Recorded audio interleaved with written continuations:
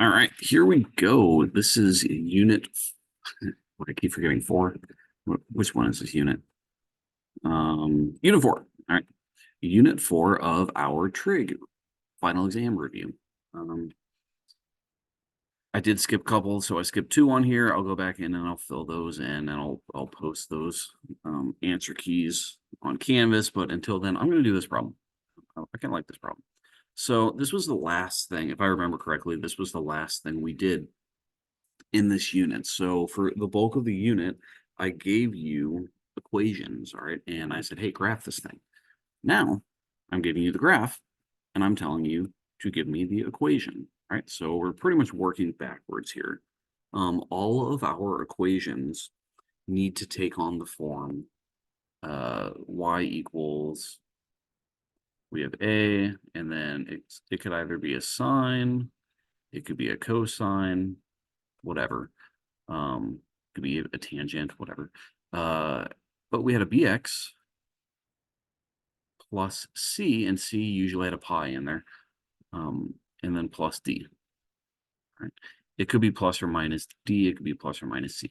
All right, it's always going to look something like that. Now, if we look at this thing, there are two equations that we could make out of this. There's actually a bunch of them, but the two that I'm going to focus on are the sine and the cosine. And if you think of the sine, a sine wave, looking at this, how do sine waves function, right? Sine waves kind of look like this.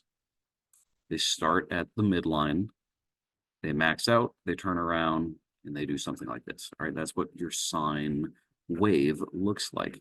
Whereas if we look at a cosine wave, it starts up top, bottoms out, and then returns up to the top. All right, so those are kind of the two things. And really, if you look at these, it's pretty much the same thing. They only difference between a sine wave and a cosine wave is a phase shift. And what I mean by that is if I look at this red part that I'm drawing right now, all right, that is a cosine wave. If I look at this blue part right here, this is a sine wave. Right? So look, if I just take that red one, all right, and I move it around, I move it over here, they have some major overlap going on. All right, so it repeats itself. If I graph two cycles of this red thing, it's going to go right here. If I graph two cycles of this blue thing, it's going to go right here. So they have major overlap. So it turns out that a sine and a cosine wave vary by a phase shift, right? So what I'm going to do here is I'm going to try to do, well, which one comes first? They want us to do the sine first. All right, so I'm going to come up with an equation for a sine wave, and then I'm going to come up with another equation for a cosine wave. All right, so if I just identify this first one here, the sine wave, you could kind of start anywhere you want, but sine always starts at the midline. So if you want to think about it, here is our midline. Let me try that again. All right, there is our midline. Where is that passing through? Okay, well, kind of difficult to maybe see, but if we just think about this mathematically, all right, it maxes out at 9 and it bottoms out at 1, right? So the midline is going to be halfway between those two. How do you find the halfway point between two numbers? You just add them up and you divide it by 2. So 9 plus 1 is 10. So 10 halves equals 5. So we know that this point right here, do that in green, this point right here is at 5. So we automatically know one thing. We know the vertical shift on this. So the vertical shift here is plus 5 or up 5, right? And this is, so I'm just going to say D equals 5, right? Because that is our vertical shift, right? Now, if you want to think about the amplitude, right? How far is it from 5 to 9, right? What is this distance here? Let's not overcomplicate it. 9 minus 5 gives us 4, right? It's the same distance from 5 to 1. 5 minus 1 is also 4. That is our amplitude. All right, so we know the amplitude here is 4. So we can say, we do this all in one color. So we know amplitude is 4, so we can say A equals 4. Those are the two easiest ones to find, so I'd really recommend finding those first. All right, the period, that's just something where we're going to have to look at the graph and determine, all right, where are we starting and where are we stopping? So if you look at this one, we're starting right here. All right, where does that start on the y-axis? That starts at 0, and 1 period ends here. Where does that end? I'm sorry, I said y-axis. I should have said x-axis. That ends at 4 pi. All right, so we know the period here is 4 pi. Right. Now, this is where we have to be careful because b is not 4 pi. Right. We know the period is equal to 2 pi over b.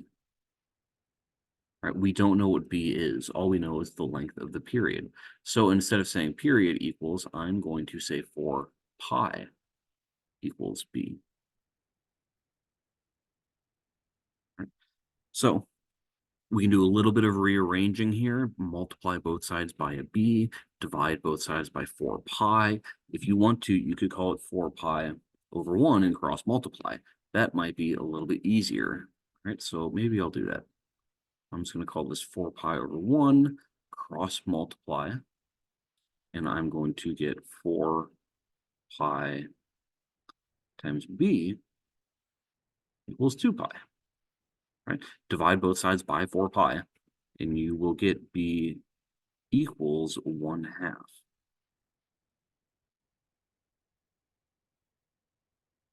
Right? So that's how we find the period. The period is 4 pi, but the b value when we're making our equation has to be 1/2. Notice how those pi's canceled. It's 2 pi over 4 pi. Pi's cancel, you get 2/4. 2/4 simplifies to 1/2. Right? And then the last thing we have to worry about is the phase shift. How far to the left and right are we moving? Well, fortunately for us, we know a normal sine curve starts at 0, and this one is also starting at 0. So the phase shift here is 0. Right? And we know the phase shift. Let me get rid of this equation here.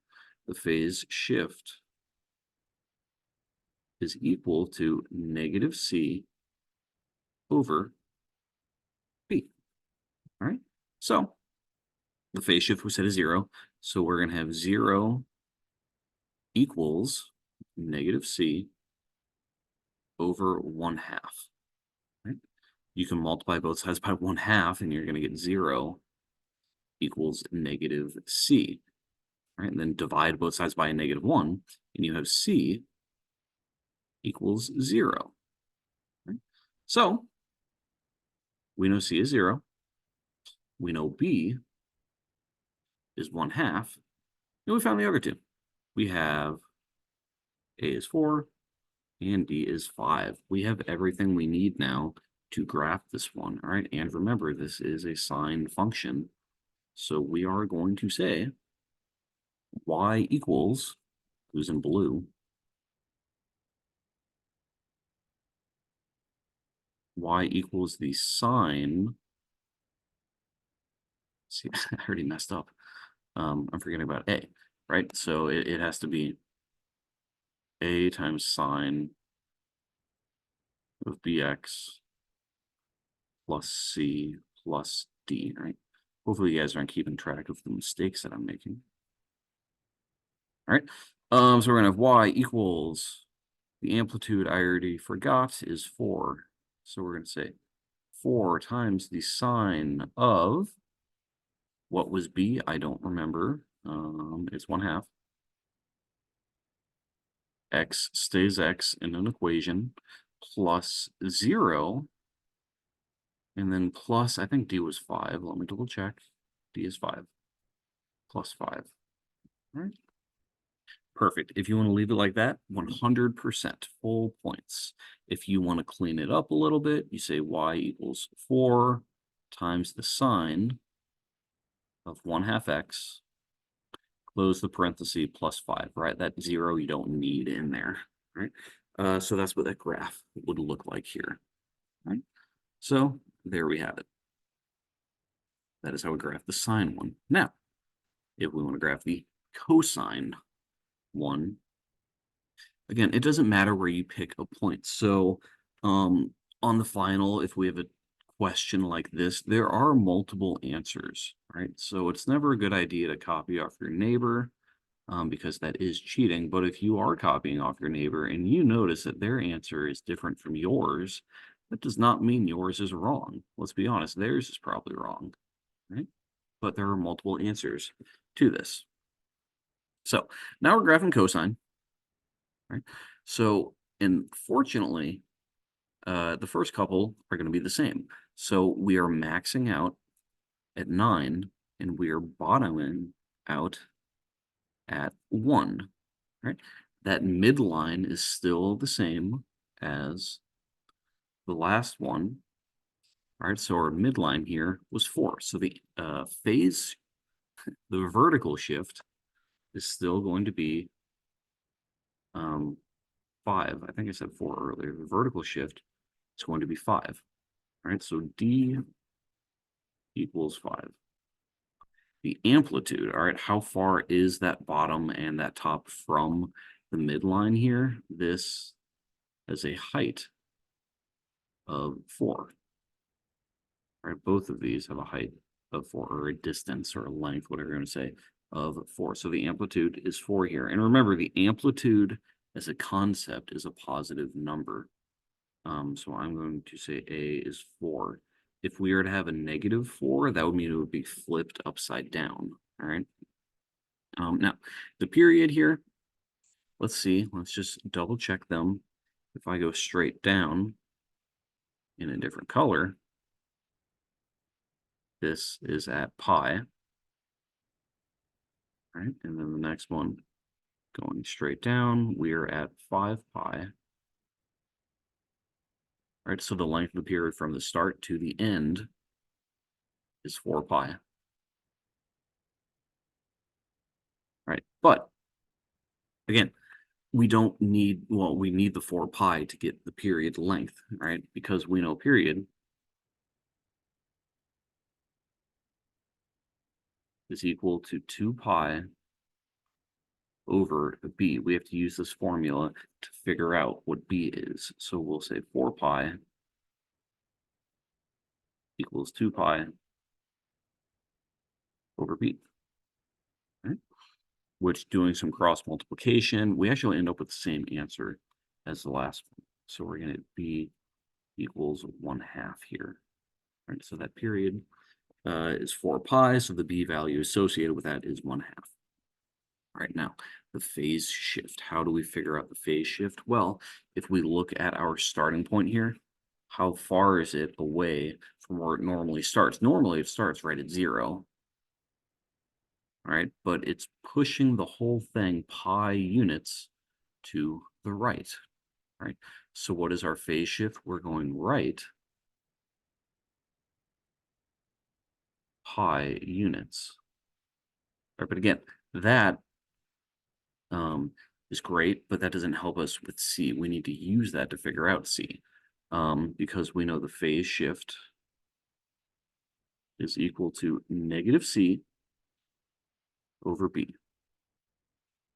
All right, so we associate right as a positive movement. So the phase shift here, we're going to say pi equals -C over 1/2. And our B value is 1/2. Now, if you multiply both sides of this equation by 1/2, we end up with pi over 2 equals -C. All right, so now we have to get rid of that negative sign here. So we can say C equals, go over here, c equals pi over 2, negative pi over 2. So let's recap. We had a, what was a? I think a was 4. We have b is 1/2. We have c is negative pi over 2. And we have d. What do we have d? I forgot. Was it plus 5? Yeah, it's 5. Right? So putting all of this together, again, this is a cosine function. We are going to say y equals the, let's see, 4 times the cosine of 1/2 x minus pi over 2, right, plus 5. And there we have it. That is how we write the equation of this line.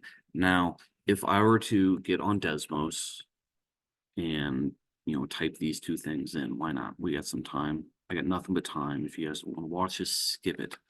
All right. Let's see here. We have 4 cosine 1/2 x. All right. I'm going to type that in. 1/2, and then we had, it was x minus pi over 2. And I think we had plus 5. Let me double check that. All right. So there's what it would look like on Desmos. I'll go back to that page. Let me kind of move around here, zoom out. Here's what our graph looks like. It's up 5. It has a period of, we're at pi over 9, and then this one here is 5 pi. There's our period of 2 pi. It maxes out at 9. It bottoms out at 3, those sorts of things. Now what I'm going to do is I'm going to graph the sine one. It was y equals 4 times the sine of, what do we have? 1/2 x. So extra parenthesis in there. 4 times the sine of 1/2 x, right? And then plus 5. And if you look at that, it's a perfect overlap, right? So it's just a matter of a phase shift on these things. If I were to put like plus a right here, ignore that, I can move this around and it kind of slides back and forth. So where we started, if a was a 0, it matches up, right? So that phase shift just pushes it to the left and the right, right? So there we have it. That was unit 4. Again, I'll go back and I'll fill in those problems I skipped, and then I'll upload the answer key in its entirety. But we'll see you guys in unit 5.